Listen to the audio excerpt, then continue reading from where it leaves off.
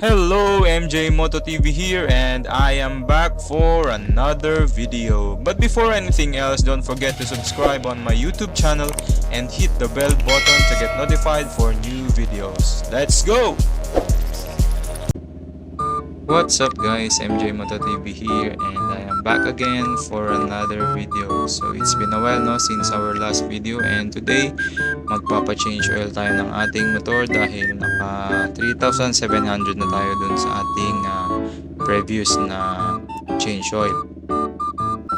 And every 3,000 kilometers kasi ako nag-change oil, or every 4 months. So ang last change oil ko ay noong October 6 bago kami mag-track day noon sa Clark. And syempre, saan pa ba tayo magpapa-change oil? Syempre, sa Star Force lang. Sana all. So, buksan ko nga lang itong ating gate para makapunta na tayo sa Star Force. Medyo may kalayuan kasi, no? So, from our house, papunta dun sa Star Force, nasa 45-second ride lang. So, ayun na naman ang aking pamangkin. Hello, Davon. Good morning. And yan na nga, ilabas na natin ang ating motor. And then, tutulak na tayo sa Star Force. Ayan, sobrang layo kasi ng Star Force. Kaya dapat maaga talaga ako. When? Hindi nga!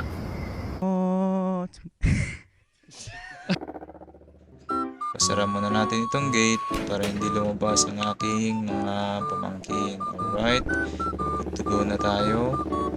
And let's go sa Star Force! Oh my God! Wow! Alright, let's ride out. So, inagahan ko talaga, no, para hindi tayo matraffic kasi yung mga ganitong oras kasi usually rush hour yan.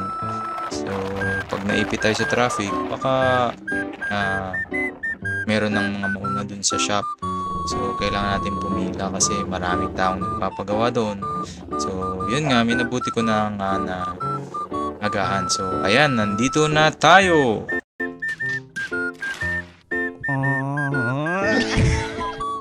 So, ayun na nga, no? So, hello kina Potworks and kina Kuya. So, ayun.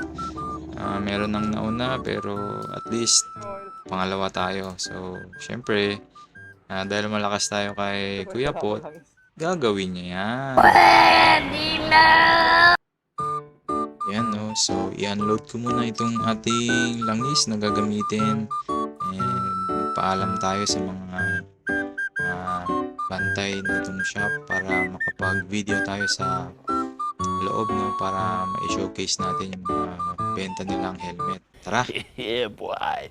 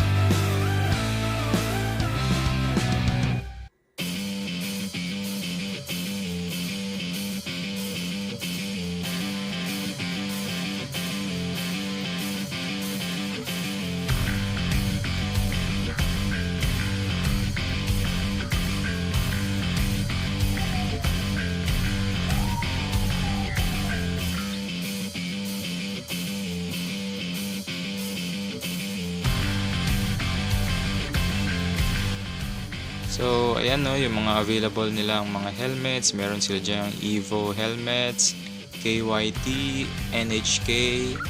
Meron din silang SEC and Gilly helmets. And marami pang iba, no?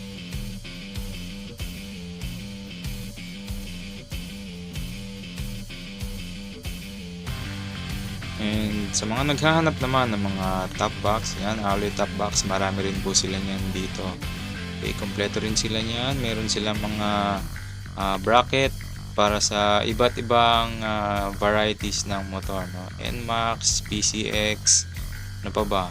Honda Click. Huwag po kayong mahiya magtanong. So, dito lang po kayo pumunta sa Star Force. Along the highway lang po yan, dito sa San Fabian. Alright.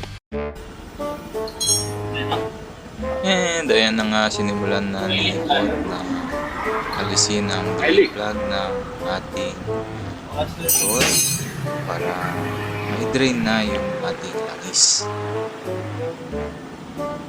May itim na yung langis niya?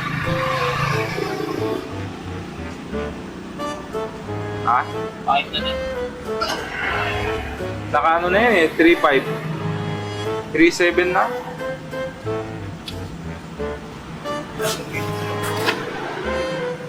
So mga wala pong langis dyan, pwede pa ba? Kalandi uling ay ka. Kalandi yan. Now, sa engine oil naman, ang gamit natin ay Castrol Power One Ultimate Superbike. So, bakit ko ba nagustuhan itong langis na ito? Ang Castrol Power One Ultimate with fully synthetic technology is engineered for outstanding performance across 5 critical areas. So, number 1, excellent acceleration. Number 2, excellent protection. Number 3, smooth riding. Number 4, keeps the engine cool on long ride. And number 5, enduring performance. So overall, Castrol Power One Ultimate's 5-in-1 formula delivers outstanding performance and acceleration. Ang galing! Ang galing! And honestly speaking, lahat yan ay nakalagay sa ating product label. So, nandyan sa label ng ating engine oil yan sa likod.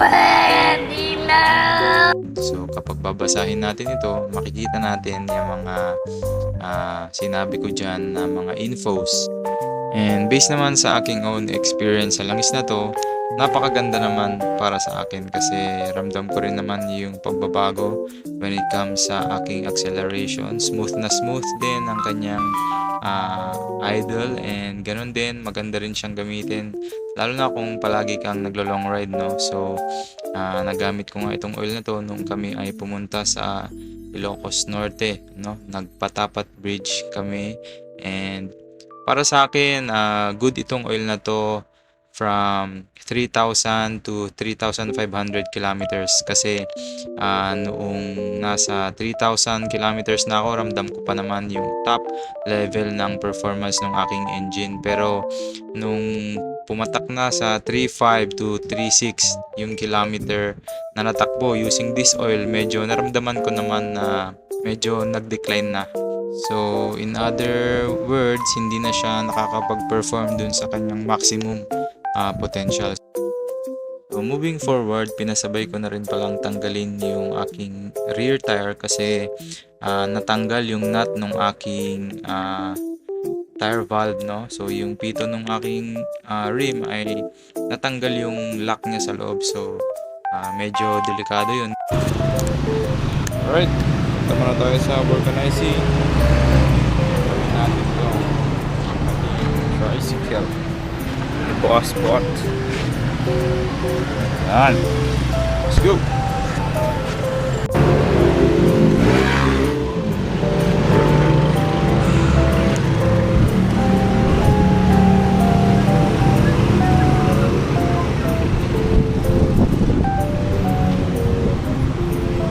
Super nabigat yan, Insan. Huwag kayo iiyak. So andito na nga tayo sa vulcanizing sa may highway yan, kay Mike Vulcanizing. Lahat ng gulong kaya niyang tapalan. When? Hindi nga! Pogi. Yeah, boy. Tanggal yung ano niya, yung nut.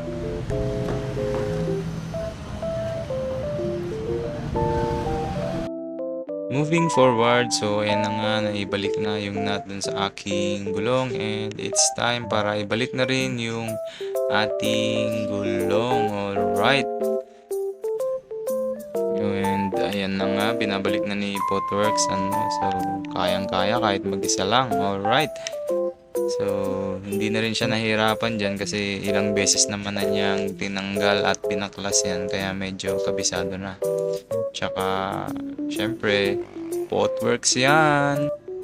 And syempre, hindi lang basta-basta change oil yan. No? So, pag may nakita siya na may leak, ganyan, or kailangan palitan, syempre, papalitan niya yan.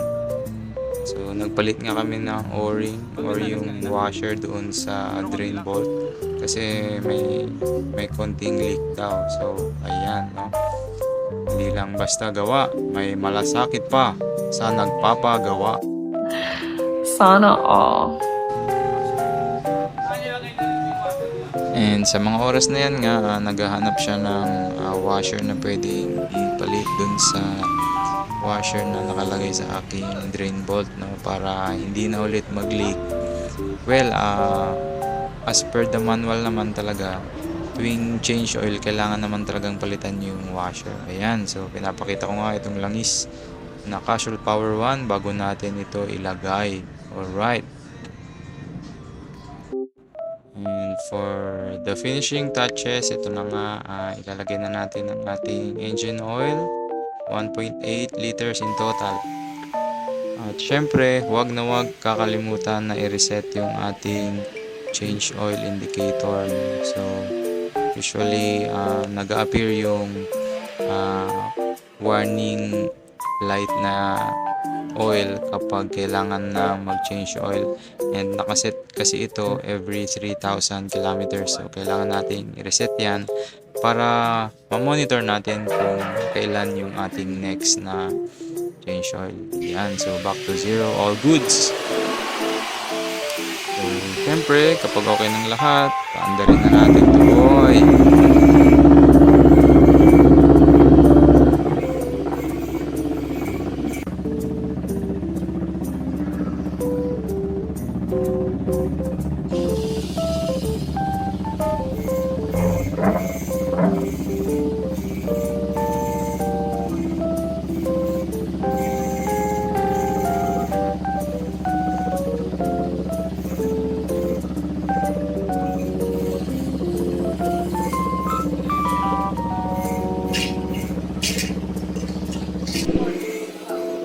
And ayan na nga, all goods na. Pack up na tayo ng ating gamit. And syempre, bago tayo malis, mag-iiwan na rin tayo ng ating sticker. Okay, so iwanan natin to. Idikit natin ito sa pintuan ng kanilang showroom, no? So, ilagay natin ito katabi ng sticker ni Potworks. Okay? So, Boss Renzo, pasensya na, hindi na ako nakapagsabi sa'yo. So, yan pala yung aking sticker. Maraming salamat!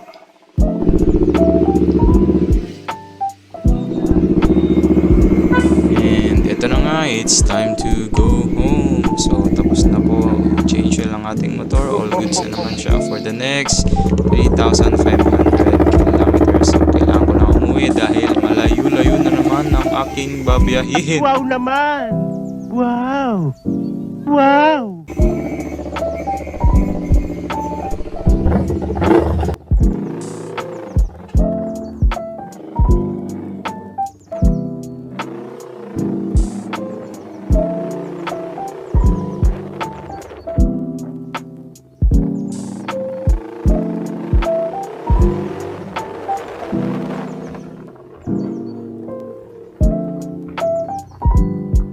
So, ayan nga. After 20 seconds, nakarating na ako sa aming bahay. Yung mukha mo, pupulbusin ko.